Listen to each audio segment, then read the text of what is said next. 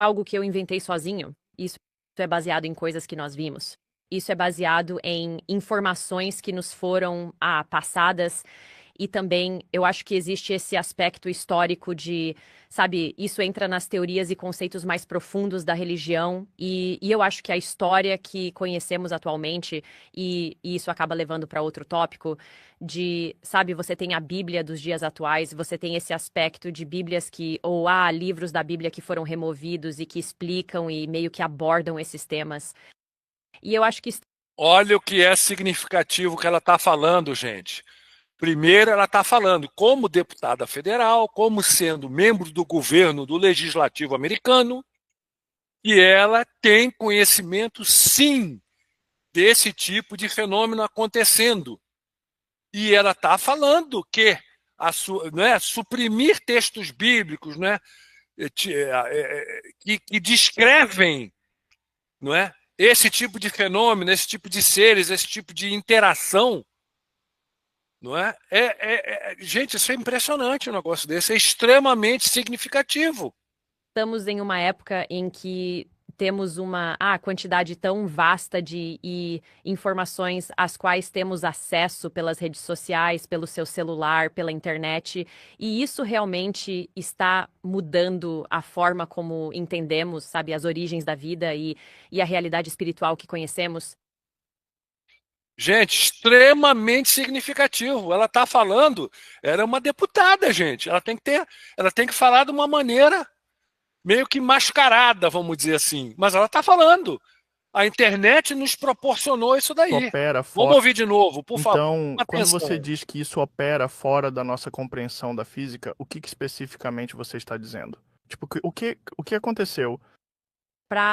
Eu acho, resumir em termos simples, eu acho que algumas das tecnologias que existem, seja lá o que essas coisas tenham, essas coisas de energia têm, Coisas de energia? sim. Quer dizer, Bem, eles os chamam de interdim, seres interdimensionais. Eu acho que eles podem realmente operar através dos espaços-tempo que nós temos atualmente. E isso não é algo que eu inventei sozinho. Isso é baseado em coisas que nós vimos. Isso é baseado em informações que nos foram passadas e também. Olha aí, coisas que nós vimos, informações que nos foram passadas, isso a nível de governo. Olha o que ela está falando, gente. Eu acho que existe esse aspecto histórico de, sabe, isso entra nas teorias e conceitos mais profundos da religião, e eu acho que a história que conhecemos atualmente, e isso acaba levando para outro tópico, de, sabe, você tem a Bíblia dos dias atuais, você tem esse aspecto de Bíblias que, ou há livros da Bíblia que foram removidos e que explicam. Olha aí. Olha como ela está tendo muito cuidado com o que ela está falando. As Bíblias atuais, ou seja, todas manipuladas, distorcidas. Por isso a importância de a gente ter várias e cruzar as traduções. E aí ela fala dos livros suprimidos, retirados, que justamente nos ajudam a entender a presença nos textos bíblicos desses seres que ela chama de interdimensionais.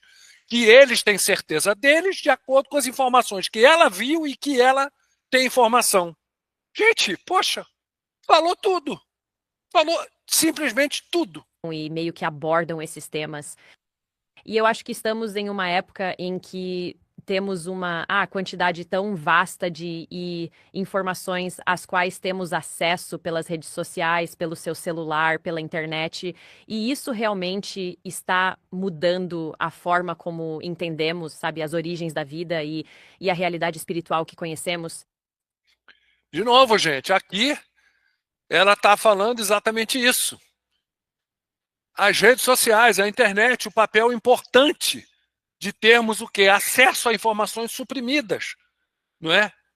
E não estão em conformidade com as narrativas oficiais que interessam ao sistema. Vocês não entendem, não é? Olha só, gente, é interessante a gente notar que os eruditos, os ungidos, não é? Os exaltados pelo nosso sistema, repetem, perpetuam sempre estas narrativas oficiais. Eles são papagaios obedientes. conscientes ou não. E eles têm esse sistema de premiações, não é? Ah, prêmio Nobel, fulaninho é prêmio Nobel, fala um monte de asneira. Ah, fulaninho é PhD de não sei o quê, fala um monte de besteira. Ai, não sei quem é formado na Universidade de Harvard, não sei o quê. É um antro de doutrinação, principalmente woke, nesses últimos anos, não é? É um antro de doutrinação. Mas tem aquele rótulo de credibilidade, de pessoa erudita, de ungida do sistema. A grande mídia nossa também, exaltada toda por aí. O que ela está falando? A internet, as redes sociais, a informação, o acesso que a gente tem à informação que não é manipulada, engessada, não é? Vamos dizer, como é que fala? Purificada pelas lideranças. Ela falou tudo, gente. Só que ela foi muito, não é? Olha que coisa, eu achei tão interessante que eu pensei que ela fosse falar de política, do Trump, da Ucrânia, de não sei o quê. E a mulher entra nessa seara, gente. Eu fiquei chocado. Chocado. E mais interessante esse outro clipe aqui. É só dois, esse é o último. Olha só esse clipe, gente. Olha que doideira. Olha o que essa mulher fala aqui. É muito doido isso, gente. Olha só. Pensar que somos a única, sabe, forma de vida neste planeta ou nesta galáxia, eu acho que é um pouco louco, considerando, sabe, o fato de que eu também acredito que Deus existe e que há outras criações. Mas, por outro lado, você entra nesse aspecto de, sabe, por que é que também existe esse aspecto de, sabe, uma certa religião que tem sido muito controlada e, na minha opinião, descartada em certo aspecto. E, sabe, quando certos livros são removidos porque acham que as pessoas não deveriam ter acesso a essa informação ou conhecê-la, sabe, por que remover um livro da Bíblia, certo? O Wes Huff, ele falou sobre isso. Ele comentou sobre isso. Existem pessoas que não acreditam que o livro de Enoque realmente fazia parte da Bíblia? Acho que mencionamos isso, mas não lembro como. Sabe o que quero dizer? Porque você realmente precisa entender a história da Bíblia para conseguir decifrar o que é legítimo, o que não é, por que colocaram isso no Novo Testamento. Eu tinha ideias equivocadas sobre isso até conversar com pessoas inteligentes que realmente conhecem a história disso. E são coisas muito estranhas. Bem, então, pelo que eu entendi, e aliás, não sou teólogo de forma alguma, mas só falando da minha opinião pessoal sobre isso.